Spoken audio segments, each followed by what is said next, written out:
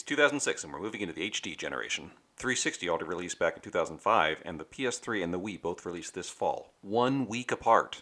This generation was honestly wild, with Nintendo's motion control surprising everyone and the PS3's unique chip architecture making it really hard to program for.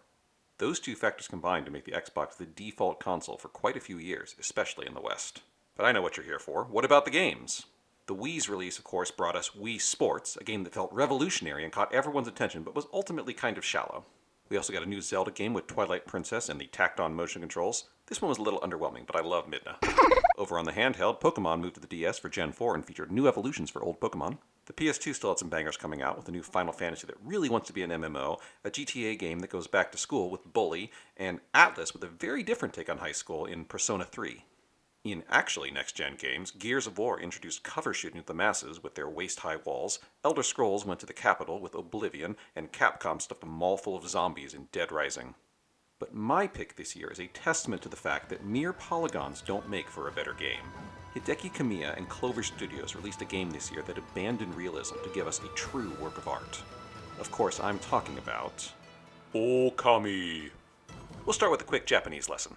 Welcome back to Learning Japanese. In today's lesson, we're covering this kanji here, which means Okami, or wolf. And sure enough, this game stars the adorable white wolf Amaterasu, who also happens to be the creator of all life in traditional Shinto myth. Every aspect of this game is dripping with Japanese culture, right down to the woodblock print-inspired art.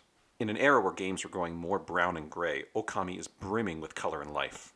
Structurally, this game is a little like a Zelda game if Link had 4 legs. Wouldn't that be weird? The ancient land of Nippon is being menaced by the 8-headed dragon Orochi. The whole land is covered in shadow, and even the sun has gone missing. Fortunately, our wolf goddess has the power of the celestial brush, which she can use to paint missing objects into being, make plants bloom, or even draw the sun back into the sky. She is the sun goddess, after all. Each brush technique is guarded by a creature of the Chinese zodiac hidden in the sky, and they are all appropriately apologetic for not helping Emmy sooner. These skills are used to solve puzzles, but they're also useful in combat where different enemies are weak to different techniques and have to be finished off with a dramatic slash. This game will have you journey across all of Nippon, from the capital in Kyoto to the frozen tundra of Hokkaido, dealing with a variety of Japanese folk characters.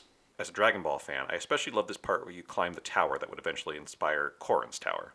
As you solve problems for people and fight demons, you defeat the evil covering the land and bring color and life back to the world.